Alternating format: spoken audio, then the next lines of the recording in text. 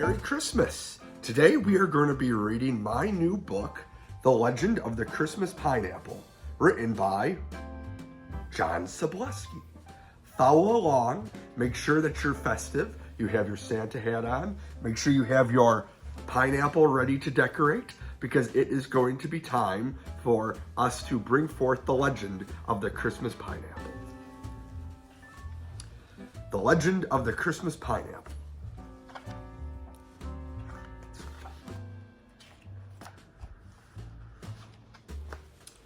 Grandpa's attic was filled with Christmas decorations. He had porcelain houses, ceramic Christmas trees, glass ornaments, sparkly twinkle lights, and all other kinds of beautiful things. "I would celebrate Christmas all year long if it were socially acceptable," he'd say.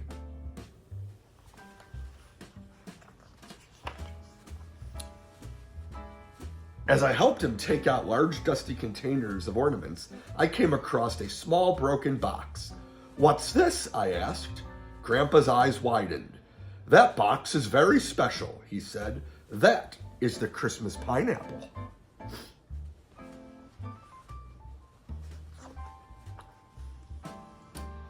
Inside the box were instructions for a healthy Christmas and a prosperous New Year. The ink had faded off the paper, and the writing was very hard to read. "Grandpa, this box is weird," I said. "Weird things are exciting," he replied.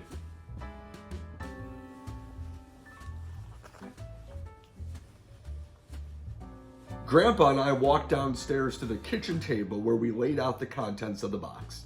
These ornaments were not like the regular ornaments I would help Grandpa put on the tree each year. These were weird.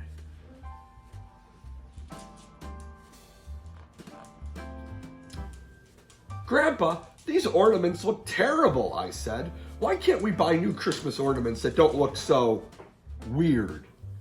"We can't buy new ones because the legend will die," Grandpa cried. "I'm happy you found this box because it's time I passed the legend of the Christmas pineapple unto you. Raise your right hand and repeat after me. Almighty legend, I will honor your command."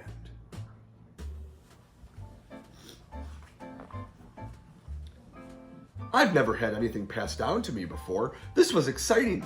"Read the first instructions," said Grandpa. I picked up the instructions and read the first one out loud. It says, "Find a fresh pineapple."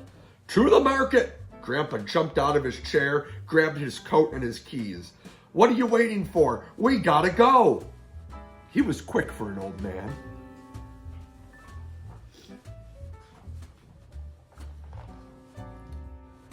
The farmer's market had enormous pineapples. Grandpa picked up a few of them and knocked on them gently. "Sounds delicious." I put one against my ear. "I think I can hear the ocean in this one." Nearby shoppers gave us strange looks.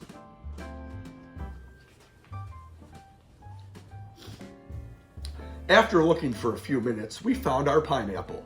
"What are you going to do with such a large pineapple?" a farmer asked. "Have you ever heard of the legend of the Christmas pineapple? For a healthy Christmas and a prosperous New Year," I said. The farmer looked at me and then looked at Grandpa. "I have not," he said. "Is it like the Arbor Day pomegranate?" Grandpa laughed, paid the farmer, and we drove back to Grandpa's house.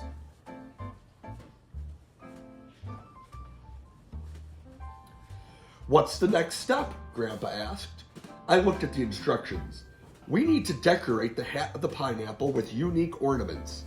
Grandpa reached for the box of ornaments, and suddenly he let out a giant sneeze, knocking the box of ornaments off the table. They all smashed onto the floor.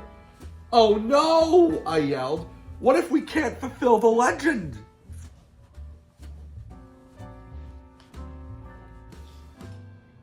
Grandpa suddenly stopped, looked blankly at the pineapple, and with a monotone voice said, "The legend requires ornaments."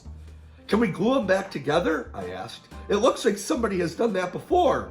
"The legend will allow it," replied Grandpa. I ran to Grandpa's workbench in the basement, and I found a giant bottle of glue. "I think this will work."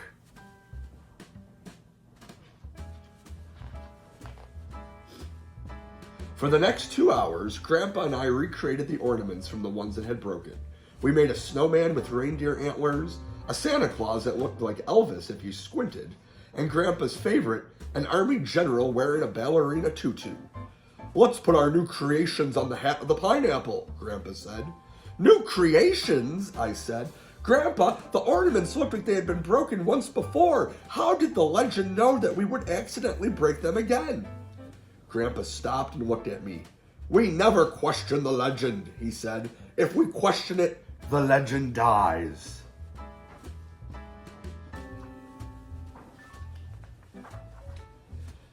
I thought about what my grandpa said.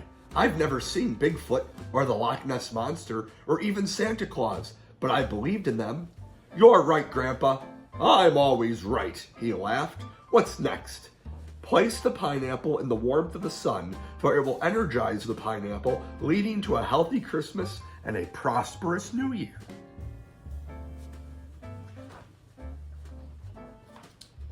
I picked up the pineapple and took it to the front room window. Radiant sunlight shone through the window as the pineapple glistened for the entire neighborhood to see. 3 days later, it was Christmas. My mom, dad, sister, aunts, and uncles all came to Grandpa's house. We shared gifts, sang songs, ate a ton of cookies, and had a wonderful afternoon. What's the next thing we have to do for the legend to come true? Grandpa asked. I grabbed the instructions from the pineapple box. Twirl the Christmas pineapple 3 times in a counterclockwise circle while humming your favorite Christmas song. As I twirled around with the tropical fruit, I started to get dizzy. What's next? Asked Grandpa. You must pass the pineapple around to every member of your household, I replied. Each member must place the pineapple above their head and say, Almighty Legend of the Christmas Pineapple, I believe.